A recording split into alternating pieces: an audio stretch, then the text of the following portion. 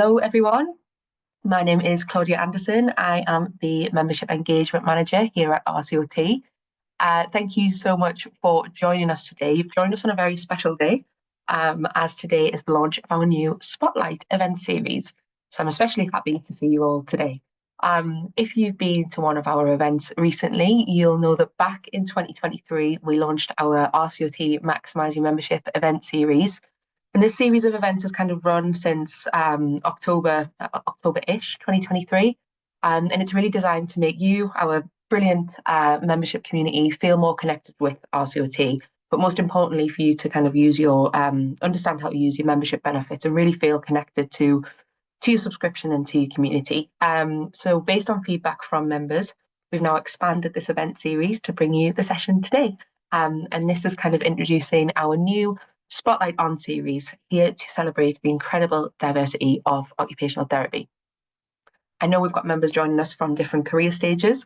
So whether you're here today because you're maybe a learner, you're just starting out, you're looking for inspiration for your first role and trying to understand which specialty you'd like to go into, or maybe you're exploring a career change, you're thinking a change could be on the cards for you, or you're simply just curious about all of the brilliant work happening across occupational therapy, but in particular around sustainability. We are very happy that you've decided to spend your lunchtime with us today. So I want to take some time just at the top of the meeting to remind all of you that this event really is for you.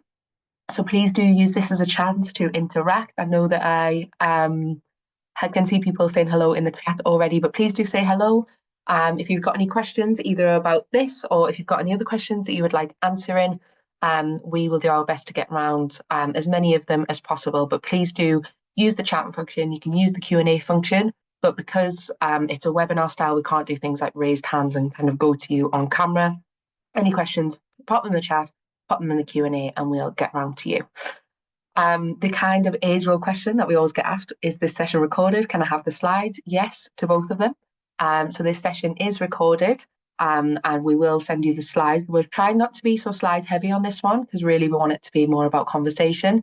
But we will send you the slides, we'll send you a recording, and we'll send you any resources that Jacqueline mentions today, anything that she thinks is going to be useful for some follow-up for the session. We'll send all of that around in an email.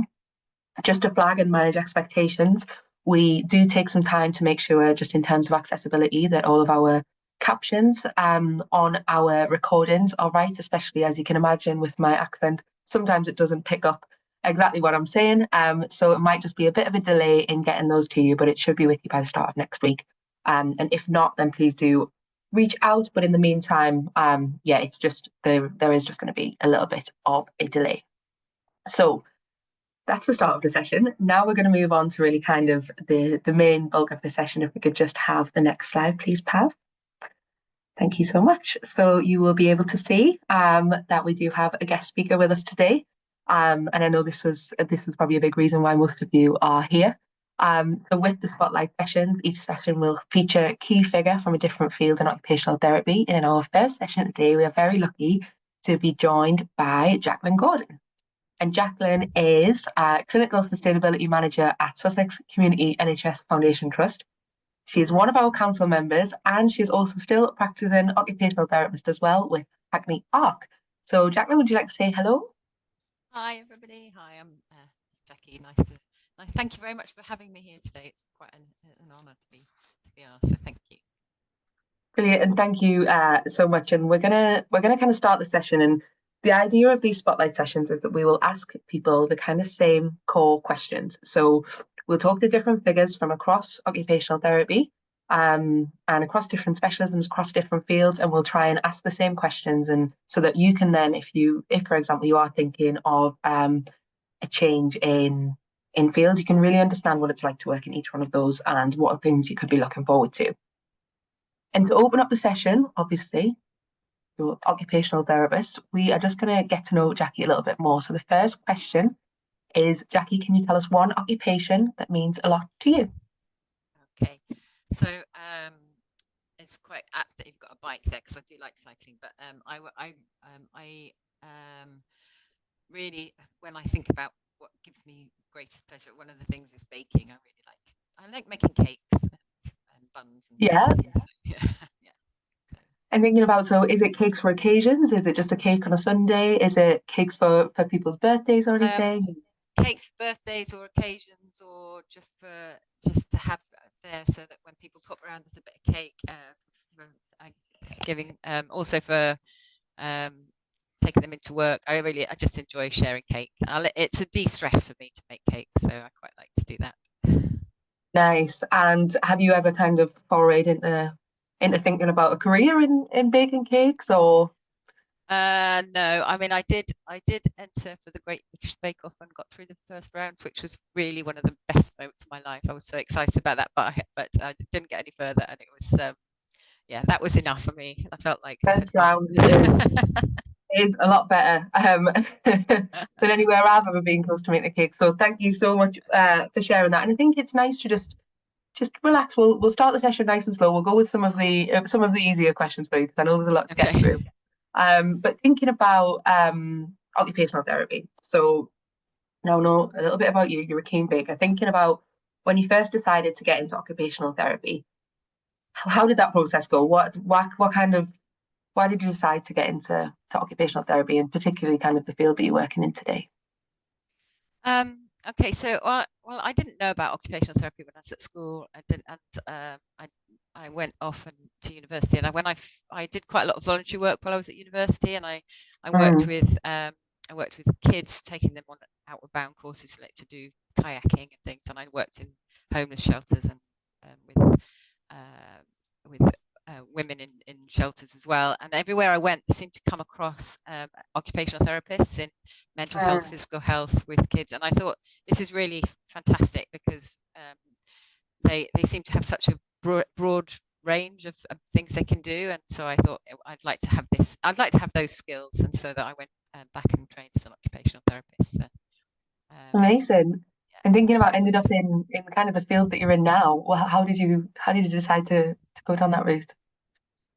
so sustainability was something I was kind of interested in terms of my personal life. And when I was Hmm. when I was younger, it was about save the whales and Yeah. worrying about about animals and the depleting populations. And so I tried to so I became more interested in it, and then of course it was become bigger and bigger news as it's more of a Yeah. crisis, more imminent crisis. And Yeah. so I was thinking about how can I use this at work, and I started off by joining the Green Group at work and met people there, and then we had formed a group of of health professionals working with children, and we cycled from London to Glasgow for COP26. So I got to know lots of Wow. people there. So we went via all the Yeah. different children's hospitals, well, lots of different children's Yeah. hospitals in the UK, and met some really inspiring, fantastic people, and I think that helped me. And then from there, I was encouraged to stand as a staff governor at Great Ormond Street, which is where I was working, on a sustainability platform to bring it into the workplace a bit more. And from that, I then went into applied for the chief sustainability officer's clinical fellowship for a year on secondment. So I've been Amazing. really, really lucky. It's just kind of built up from that. Yeah.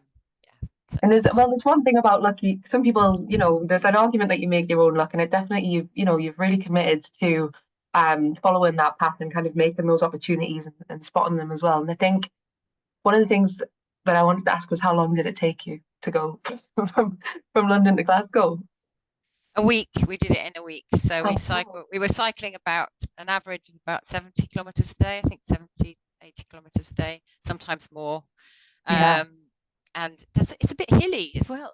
So we went through the Peak District, through Northumberland, and yeah. But Yeah. it was sort of such a great group of people. I mean, there were 25 of us who did the whole route, and then lots of people joined on different days and did 1 day or 2 days, or different Yeah. parts of it. And that was great as well. So you got to know lots of different people. We were in different. It wasn't about being fast or being really, really we weren't all clad in lycra the whole time. There were a lot of people who were just pottering along and taking their time. So we tried to be as inclusive as possible. There were people on e-bikes and things as well. So it was great. It Nice. was really good. And Big, big we group. delivered the reason for doing it was to kind of highlight the air pollution, and the Right. impact of air pollution on children's health. Yeah. And air pollution being one of the poor air quality affects every single part of our bodies. It affects our Yeah. we know about how it affects our breathing, but it also affects hearts. It also affects it's really linked with dementia as one of the primary causes of stroke now. And that's there was a big article in the Lancet in September about that. So it was a serious reason for doing it, but it was also a Yeah. really great thing for me. Brilliant personal kind of Personally, achievement yeah. as well. Yeah, no, definitely. I think moving on to that, and I think you've probably outlined it a little bit, Pav, if we could just have the next slide. The next question is around moments that matter and thinking about the kind of biggest turning point in your career to date. Yeah. And do you want to just kind of go into that a little bit more? So I think there's been there's quite a few moments that matter, aren't there, in your life, especially Yeah. when you get to my age. I've changed career a few times. I was in social services. I went to community pediatrics, and I was then from community pediatrics into acute care, and those are really big changes. But I think the biggest change was going to do the clinical fellowship, because that was working in strategy rather than working hands-on. But as a clinician, and the aim of the clinical fellowships is that we have clinicians in positions where they can make changes. So they were started off with doctors because they realised that there were people in management who didn't understand about clinical care, and there were people in clinical care who could do the management. So it's kind of aimed at encouraging management and leadership skills in clinicians. So that was the biggest change for me. But I think if we're talking about moments that matter, Yeah. I probably need to start with pants, like period pants, because that was the thing that helped me to get into the clinical fellowship. Right. So most anybody who knows me will know that that I was working on, when I was working at Great Ormond Street. I was working on the neurology ward, and we had a child in who was 14, never had a period before. She started her period because the operation she'd had induced the period. So she was really Right. scared. She also couldn't use one side of her body, so she couldn't use traditional products. Yeah. And Yeah. we thought, as occupational therapists, thinking about how do we enable her and empower her to be independent and have dignity. Definitely. If she could get her pants on, then she could manage her periods. If she could use period pants, she could manage her periods independently. And she could, and it meant that she was then she didn't have to rely on her dad, who was there to help her, which none of us would want. You can imagine how scary Yeah. horrible it was for her. So that became a bit of a project, because then we realized that we weren't offering period products, we weren't talking about periods, and just giving people the information. Right. Applying for a grant and getting some pants that we could then make sure that we changed the pro forma. So we were asking people before they came in, giving people the information that they needed, giving them the pants that they needed.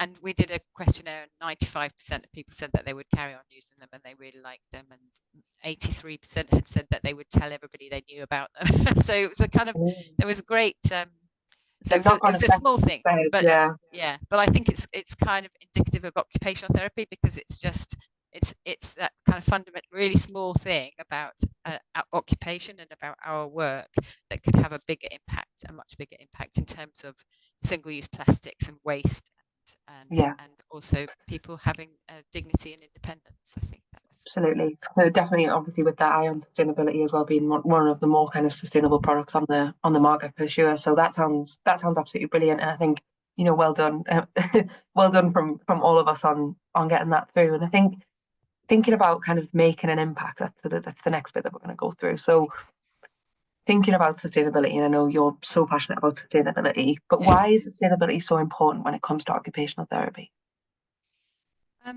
Well, I think we all know that the climate crisis is a health crisis. I mean, we rely on clean air and water, and we're threatened by the fact that we don't have those things.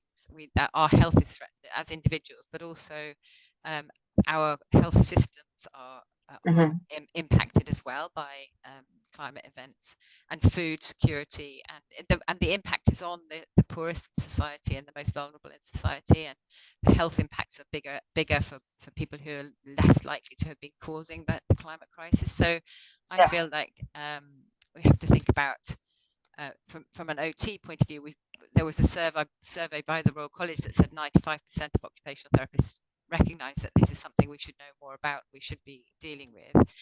But it's going to impact on our patients, our population, the people we work with, and we would need to know what's the best way to do that. So, and we also need to know how to keep our services more resilient, and make sure we can still continue to offer services now without impacting on future generations. Yeah, So, input and sustainable practices into occupational therapy. Yeah, definitely. And I think just thinking about that, what do you think are the biggest challenges and also like the biggest opportunities facing sustainability? well, I think there's huge challenges. There's so much that we need to do. We need to do it now, and we need to do it. We need to do it quickly. But I think OTs are really well placed to deal with this. And talking about why is it important for OTs, because we're involved in every area of healthcare. It's like when I was Mm, learning about OT before I became an OT. We have yeah, OTs working in housing, and about equipment, and about in the community, and in hospitals, and in charities, and we need to think about all of those things, and how we can change those things, and that is a huge challenge, but it's also a great opportunity. So in yeah, terms of that, the numbers of OTs, but also the numbers of, even if we think about the health service, I always say, I think it's the third biggest employer in the world after McDonald's and Walmart. So we've got a huge opportunity to kind of, yeah, if we all make one small change, that could have a massive impact. And I think that's a great opportunity, and there's people doing great things already at the moment. So there's Lucy Swift and Sue Davis who are doing work on equipment reuse, and there's right, and there's people using social prescribing and doing really, really lovely projects, like the litter picking project for Annie Hill in Swansea, doing a great project on litter picking as a meaningful occupation. And I think occupational right. therapists have got that. We've got the skills. We're doing it already. We just need to recognise how we can scale that up and share the learning. And I think those are really great things. Great things that we can use. Yeah, I think just thinking about kind of putting some of that into action, with looking ahead, what are you most looking forward to working on over the next 12 months, we'll say? All right. Well, there's lots of good projects happening. Yeah. So over the next 12 months, so I guess one of what I've got two students with me at the moment, Vicky and Alyssa, who are doing brilliantly. They're piloting. Well, they're the first people to use the Planetary Health Report Card to Okay. look at their occupational therapy the university, and look at their training, and looking at the curriculum and how sustainability is embedded in that, and also Yeah.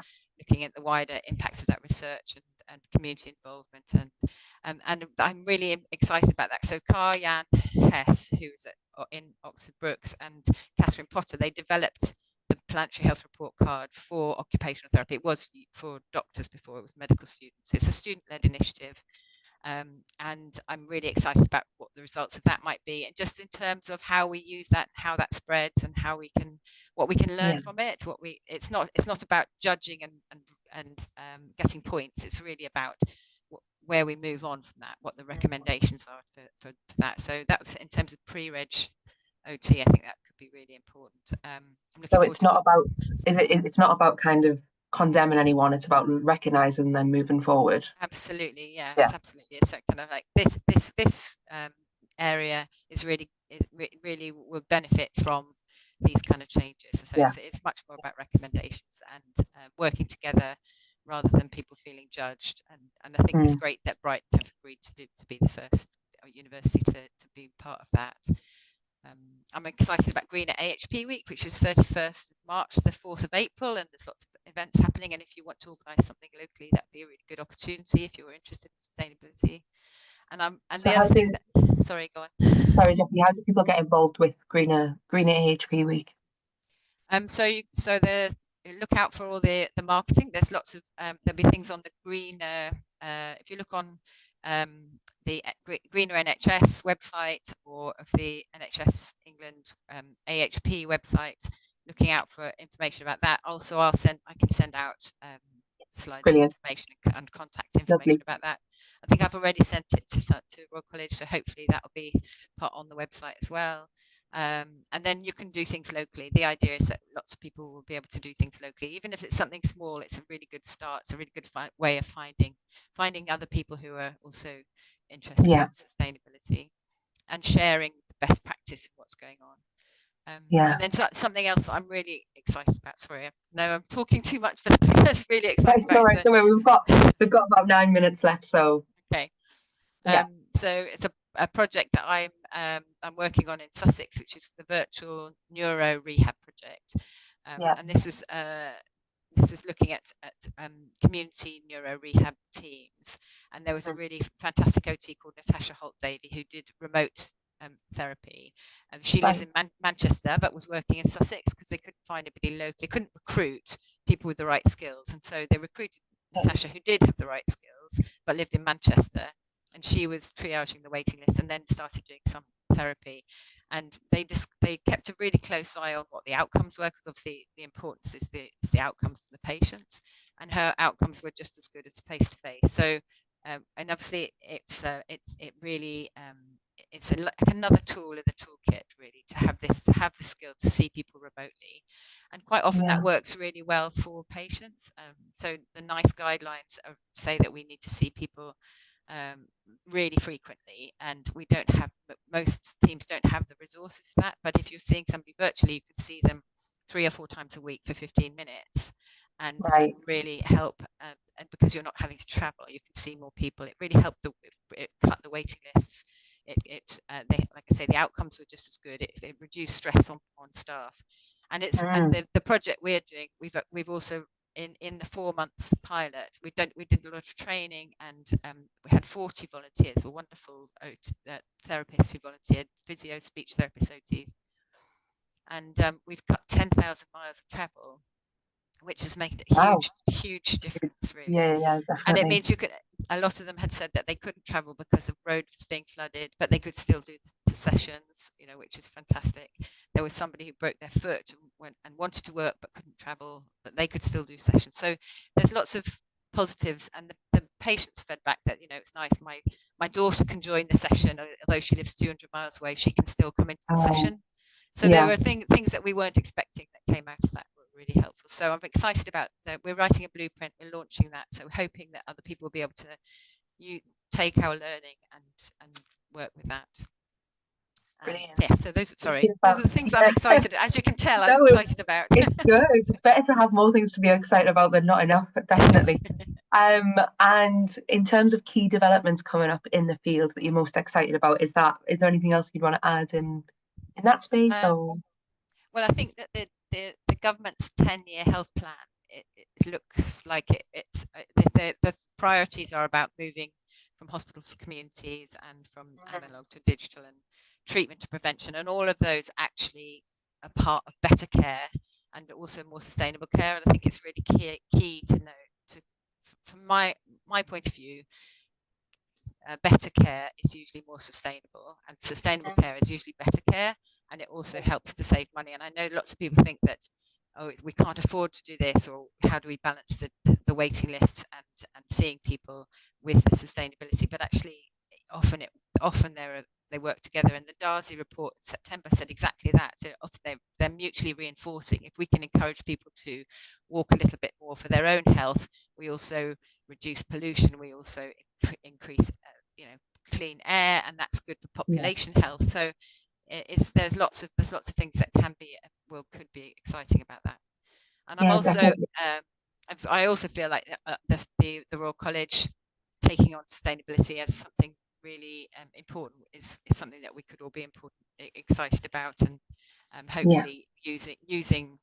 I know that they said it's important to them, and I'm really hoping that they'll that will be something that over the next 12 months we'll have the resources that members need to. Yeah, just touching base on that. So for those of you on the call who don't know, we will be launching some new member benefits this spring. And we do actually, I can send a slide around at the end of the session as well, just around RCOT communities. And what RCOT community is designed to do, it's an online networking platform where people who care about specific issues, but also can connect on practice networks, thinking about your regional networks on there as well. So if anyone is interested in kind of taking action from today's call and getting more involved in being a sustainability volunteer, you can apply to become a regional regional volunteer with a focus on sustainability, and we will share all of the details around with you in the chat afterwards, and then also on email. We have about 4 minutes left, Jackie, so I'm going to take us to the final point, and then if there's any questions, we can have a look. But one piece of advice that you've got for our members who would want to follow in your footsteps, what do you think? Well, one piece of advice, I think, find your allies, find your people. It's really sometimes you feel like you're the lone green voice. I certainly did. But there will be lots of people who care and who will want to do something, and you need to work together, work as a multidisciplinary team, a kind of interdisciplinary team as well. Because I'm thinking about, I needed to work with the IT team to put information up on the website, and the infection control team, and so you can find people that or sustainability team. Find your sustainability team and your green plan. But also the biggest thing I think is that people sometimes think, oh, I should do this or I should do that, and I would really encourage you to look at the TED talk by Dr. Ayana Elizabeth Johnson, and I'll send that out. Right. Yeah. And she talks about climate action in terms of what your skills are, what needs to be done, but also what brings you joy, because it's really important that you feel that you can carry on with something. So don't go into insulation if you really want to be outside planting trees, and don't go into strategy if you really want to be hands-on. So think about what it is that brings you joy, and because then it's more sustainable in every way. Yeah, definitely sustainable for yourself, but also kind of for the environment as well. So I'm just going to now quickly have a look in the chat. Your presentation at the OT show is getting a lot of love, and if the slides will be available for that as well. Let me just have a look. Oh, thank you, Mandy. Yes, I'm really happy to share those with you, and I've shared my email address if people have any questions or anything. I'm happy to do that. Brilliant. And we do. I did kind of. Oh wait, there we've got brilliant. Some more thank yous for yourself, Jackie. Let me just have a look in the Q&A function as well. I just want to make sure I haven't missed anything. But for our RCOT members on the call today, I do just want to remind you that we're going through a transformation at the moment in terms of our digital experiences. And Pav, if you could just flash the slide up on the screen for me. If possible, thank you so much. So you may have seen this in your emails already, but we are some things are changing here at RCOT. We are giving our website a refresh, which I know will be music to a lot of people's ears. We are also launching our new communities platform where you can network with each other. So when we're thinking about finding your allies, that could be a perfect place there. You will be able to access all of your RCOT member benefits through one single login. So essentially, this is just a reminder that this change is coming. But please do keep an eye on your emails for all of these developments. I also just want to very quickly pop a feedback form in the chat. So if you have enjoyed today's session and you'd like to see more sessions like this session in particular was born out of feedback from members. So we know that members are, we want to deliver what you want us to deliver. So today's session was born out of feedback, and please do give us more feedback. In terms of a specific launch date, Mandy, I can't give one just yet because obviously there's a lot of systems that are working together, but it will be in the coming weeks. I know spring is kind of a bit of a catch-all, but it'll be hopefully within the next few weeks, and you will be notified by email. as well. So it's 1 o'clock, so I'm going to close down today's session, but thank you so much. And any additional resources that we've got, we will ping over to you all on email. We will send this recording around to you again, and also the slides. So thank you so much for spending your lunchtime with us, and a big thank you again, Jackie, for your time today. Thank you everybody for coming along. See you soon. Thanks. Thank you so much. See you all soon. Bye.